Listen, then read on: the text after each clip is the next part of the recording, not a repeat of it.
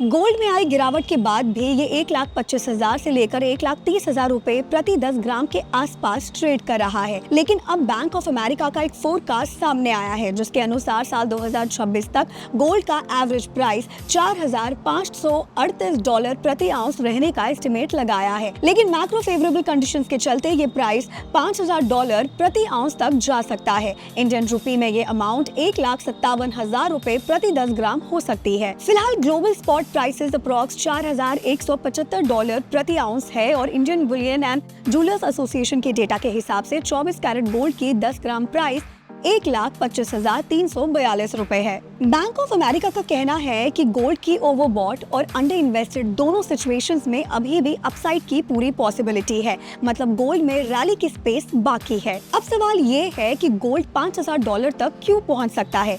Bank of America का prediction है कि अगर higher government loan levels, inflation और लो इंटरेस्ट रेट जैसे मेजर मैक्रो फैक्टर्स अपना इम्पैक्ट दिखाते रहें, जो गोल्ड की हिस्टोरिकल रैली में कंट्रीब्यूट कर रहे हैं, तो गोल्ड इस लेवल को टच कर सकता है। इसके अलावा चाइना से डिमांड में कमी और सप्लाई में डिसरप्शन भी प्राइसेस को बूस्ट देंगे। एक और बड़ा कारण है यूएस फेड का मूव। न्यूयॉर्क फेड के प्रेसिडेंट जॉन विलियम्स ने जब कहा कि रेट कट से इन्फ्लेशन के खिलाफ फेड की फाइट को नुकसान नहीं होगा, तब से दिसंबर में रेट कट की एक्सपेक्टेशंस बढ़ गई हैं। सीएमई फेड वॉच टूल के डेटा के अनुसार ट्रेडर्स दिसंबर में रेट कट के 81% पॉसिबिलिटी देख रहे हैं, जो कुछ समय पहले 40% थी। और ये लो फेड रेट्स गोल्ड के लिए बूस्टर का काम करते हैं, क्योंकि गोल्ड पर कोई यील्ड नहीं मिलता और जब इंटरेस्ट रेट्स ड्रॉप होते हैं तो गोल्ड की प्राइसेस के लिए ये पॉजिटिव साइन होता है। तो ये प्रेडिक्शन गोल्ड इन्वेस्टर्स के लिए एक्साइटिंग है। $5,000 का लेवल गोल्ड को एक नई हाइट पर ले जाएगा।